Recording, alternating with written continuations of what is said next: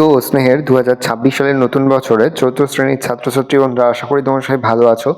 আজ আমরা যে বিষয়টি নিয়ে আলোচনা করব চতুর্থ শ্রেণীর সেকেন্ড সামেটিভ অর্থাৎ দ্বিতীয় পর্যায়ক্রমিক মূল্যায়নের বাংলার প্রশ্নপত্র নিয়ে। দেখো, সরাসরি স্ক্রিনে ক্লাস 4 এর বাংলার কোশ্চেনটা দেখতে পাচ্ছ। ফুল মার্কস আমাদের রয়েছে 30, সময় তোমাদের রয়েছে 1 ঘন্টা। একের দাগে সঠিক উত্তরের মাথায় টিক চিহ্ন দাও। যে কোনো 6টি প্রশ্নের মান হাফ করে হাফ গুণ 6 = 3। উবা চক খড়ি লতাপাতা কাঠকুটো দিয়ে ছবি আঁকায় ভারী ওস্তাদ কাঠকুটো। পাহাড়ের বনের মাঠের ধারে শম্ভুর দাদুর ঘর বনের। দূরের পাল্লা কবিতাটি কবির নাম সত্যেন্দ্রনাথ দত্ত, রবীন্দ্রনাথ ঠাকুর, জসিমউদ্দিন। সত্যেন্দ্রনাথ দত্ত। স্কট জন্মগ্রহণ করে 1901, 1868, 1885 সালে। 1868 সালে।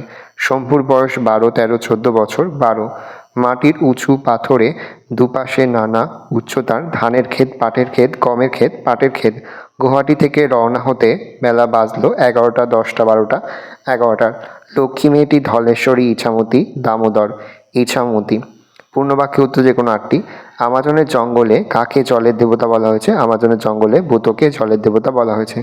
সে আমি পারবো না, বক্তা কি পারবে না?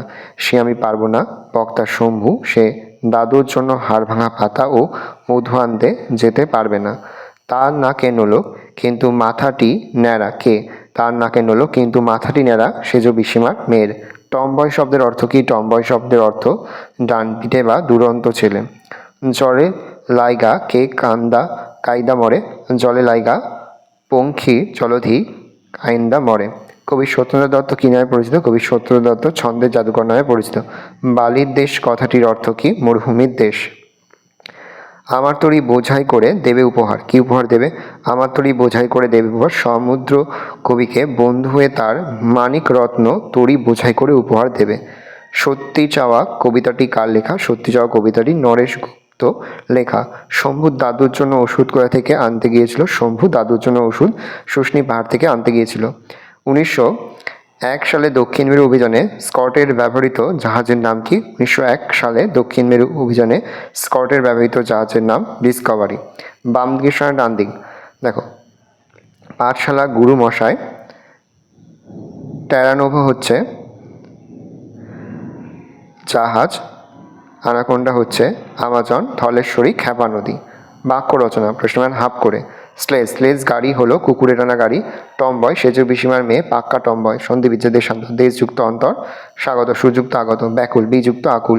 পিত্রাদেশ পিতৃযুক্ত আদেশ। শব্দার্থ লেখো। গাছ কোমর, কোমর শক্ত করে কাপড় জড়িয়ে। উসখুস চঞ্চলতা। দুর্লঙ্ঘন যা লঙ্ঘন করা যায় না। মরাল রাজহাঁস শক্ত হচ্ছে ক্ষমতা। আস্তানা থাকার জায়গা। লিঙ্গ পরিবর্তন হাফ করে। সেজ পিসিমা সেজ পিসেমশাই। প্রতিবেশী প্রতিবেশিনী। নিচের বাক্যগুলিতে কোন পুরুষ ব্যবহার হচ্ছে লেখো। আমরা সবাই 2-1 বছরের ছোট বড়। উত্তম পুরুষ। পুরু কাঁথার মধ্যে সেধিয়ে গেলাম শরীর গরম করতে। উত্তম পুরুষ। 9 দাগে নিচের বাক্যগুলিতে কোন বচন ব্যবহার করেছে লেখো। গ্রামের আবালা বৃদ্ধ বনিতা এসে ভিড় করে ঘাটে। আবাল বৃদ্ধ বনিতা বহুবচন। দেয় ডুব টুপ টুপ। ঘোষটার বিউটি, বিউটি একবচন। নির্দেশনের পুরুষ নির্ণয় করো। বসে বসে দেখি, এটা মধ্যম পুরুষ। বসে বসে দেখো। সমার্থক শব্দ বায়ু, বাতাস, পবন। শিক্ষক গুরুমশাই, মাস্টার মশাই। নিচের বাক্যগুলি কর্তা কর্ম খুঁজে লেখো। আমি ওষুধ বলে দিচ্ছি কর্তা আমি, আর কর্ম ওষুধ। পাল্লা শব্দটিকে পৃথক অর্থে ব্যবহার করে দুটি স্বাধীন বাক্য রচনা করো। পায়কা লালা পাল্লা, আমি পাল্লা দিয়ে পড়াশোনা করি। পায়কা লালা পাল্লা, পাল্লা দিয়ে ওজন মাপা হয়। শূন্যস্থান পূরণ করো। লাল লাল মোটা মোটা চাল দেখতে দেখতে ড্যাশ করে ফুটতে আরম্ভ করে। টক বক। আমি ঠকঠক করে ড্যাশ হাঁটতে লাগলাম। আমি ঠকঠক করে কাঁপতে কাঁপতে হাঁটতে লাগলাম। হাতের তলায় ড্যাশ শিশির খুঁজে পাই মধুর। ঢেউয়ের দোলায় ড্যাশ চলবে দুলে দুলে। মরাল সম। বিপরীত শব্দ উদয় অস্ত। ভয় সাহস আরম্ভ শেষ। দুরন্ত শান্ত। উর্বর অনুর্বর। উপস্থিত অনুপস্থিত। ভালো করে দেখে নাও। এই রোজ টোটাল তোমাদের সেকেন্ড মিড টেস্ট অর্থাৎ দ্বিতীয় পর্যায়ক্রমিক মূল্যায়নের ক্লাস 4 এর বাংলার প্রশ্নপত্র। ভালো করে প্রশ্নপত্র দেখে নাও। আশা করি ভিডিওটা ভালো লেগেছে। ভিডিওটা ভালো লাগলে ভিডিওকে লাইক করতে ভুলবে না। আমার নতুন হও তাহলে সাবস্ক্রাইব প্রেস করে পাশে বেল আইকন প্রেস করে নতুন কোনো ভিডিও আপলোড করি সবার ফার্স্ট নোটিফিকেশন তোমরা পেয়ে যাও। আর এই ভিডিওটি তোমার বন্ধু বান্ধবী আত্মীয় স্বজন সবার মধ্যে কিন্তু অনেক অনেক শেয়ার করে দিন। বছর ক্লাস 4 এ পড়ছে। ভালো করে দেখে নাও।